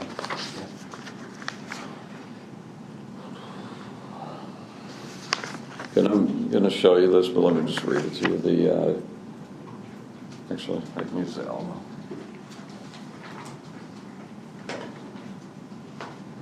It says, wow. And there goes the real you talking. I hope you die first because James already wants to kill you. You're familiar with that text, is that correct? Yes. Okay, now I'm calling it I'm going to hand this for the record, the state backer exhibit. But I'm calling it the missing text because that was never turned over to you by Darnisha McCrae, is that correct? That's correct. Okay, and that was not located by you in her phone, is that correct? That's correct. And I believe I'm correct that you never confronted her about where's this text, what happened to it, is that true or not? That's correct. Do you know if well, I guess you don't know if she actually erased that text, is that correct, before she gave you her physical phone? That's correct. Okay, and did you ask her if she had erased any text messages prior to giving you her physical phone? I don't recall.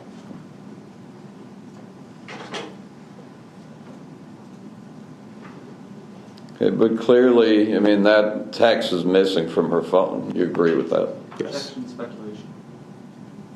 This is the phone that you didn't get to analyze? No, he has a well, you looked through the physical phone. You just didn't do a phone dump. That's correct. Okay, so in the physical phone itself, I mean, clearly that text is gone. Yes.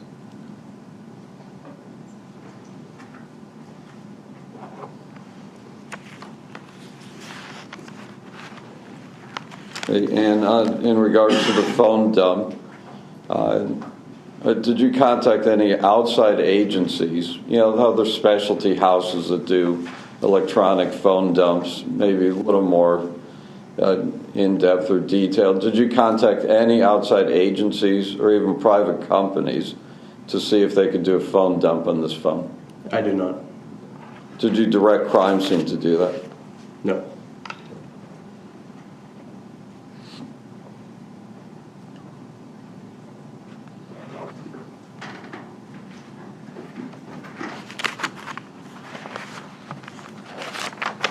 Now, you had the opportunity to interview Darnisha McCrae actually soon after the shooting, is that correct? Yes. And I'm correct that you had asked her, well, let me ask you that she knew why Mr. Peoples got out of that vehicle, is that correct? Objection calls for hearsay. Well, Judge, my approach on this, sir? Yes. Okay. Ladies and gentlemen, I think it's about time that we take our recess for the day.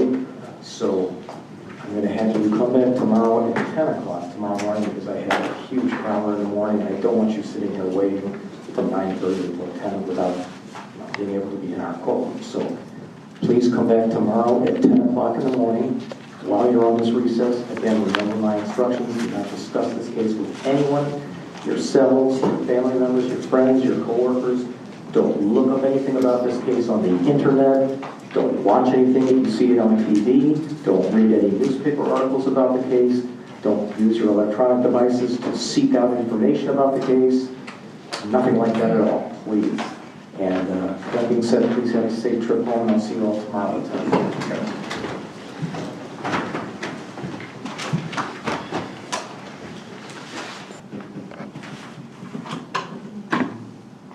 Judge, can we do this outside the presence of the witness? Sure.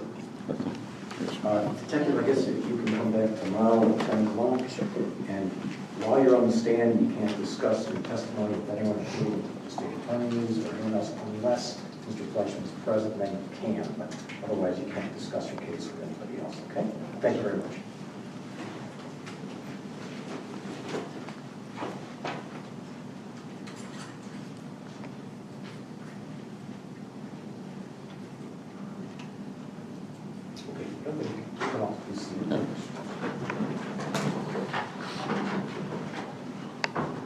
Okay, so what I wanted to bring out, I would ask him, when he interviewed, I'm summarizing it, but when he interviewed her, she told him that he, Mr. Peoples,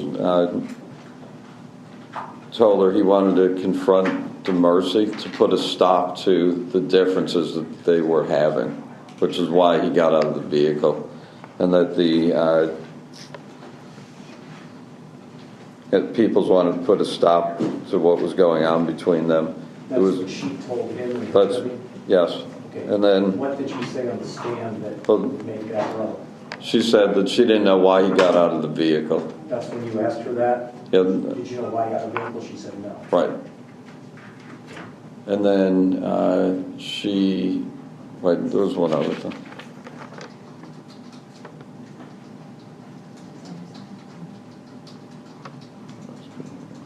And McCrae also advised him, and I think this is also relevant to similar to what Sorojian is testifying to about potentially Mr. Peoples being the aggressor, or because she also advised the detective that Peoples wanted to confront Dumercy. So I think that is relevant. Okay, relevance and impeachment by crime is the same. Well, I'm saying, I believe I need to know what, so Susan, if you could find... I don't know if I asked her, if the state asked her, but she said, I thought it was me, but it might be. I don't think it would be the state. And I don't know how you asked it, because it kind of calls for speculation as to why he got out. You may have asked it a different way, I don't know. Okay. But if you could look at the cross-examination of Darnisha McCrae and see if you can find anywhere where Mr. Fleischman asked Ms. McCrae, do you know why Mr. Peoples got out of the car? Yeah, something like that. I mean, I don't think my crossword was too long. And then I have a second argument on why this is relevant.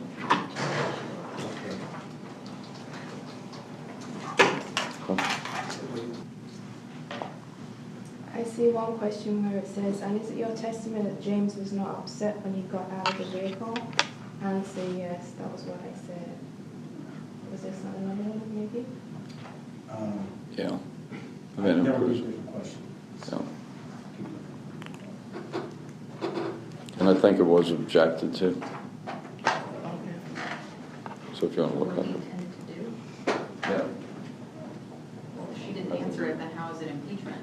Well, because of the It was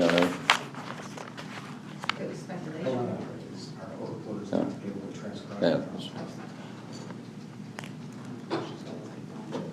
Susan, how about we do this? Let me give you time between tonight and tomorrow morning to come back and see if you can find anything. And then just maybe mark it. And you see some question that looks like that. I can Okay. see that too. No, you can just, when you come back in tomorrow morning, let us know, and then I can let the council know exactly what the question was. Because, Mr. Fleischman, if there was no question that would enable you to bring up what would ordinarily be hearsay and use it as impeachment, it's not going to be admissible. So But, You just have to find out what the question is and what the answer is, and if it's, you know, if it's a statement that the witness made on the stand that's inconsistent with the statement she made to the detective, then I think would be admissible as impeachment.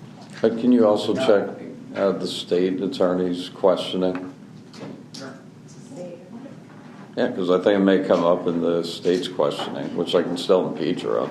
Well, you can, if Yeah, it did. it doesn't matter who.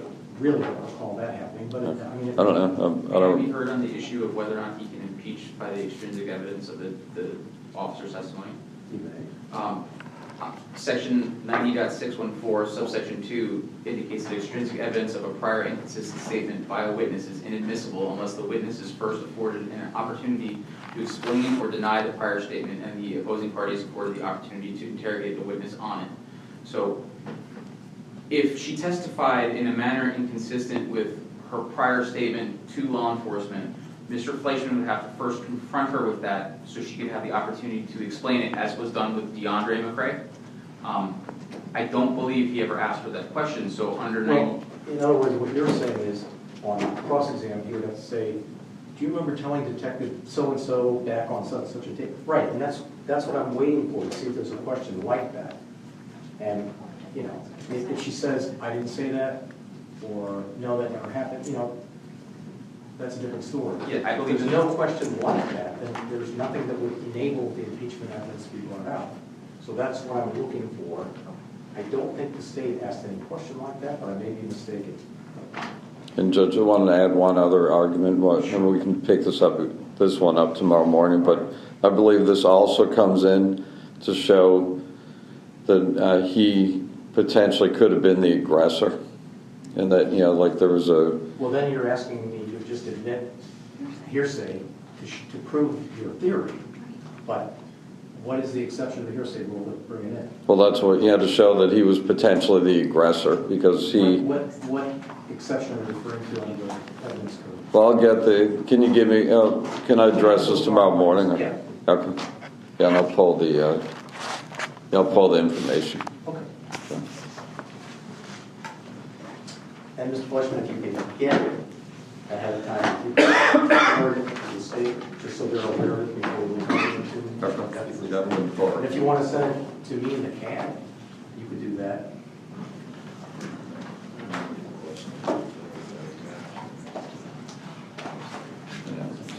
Okay, anything else before we take positions? Nothing from the state.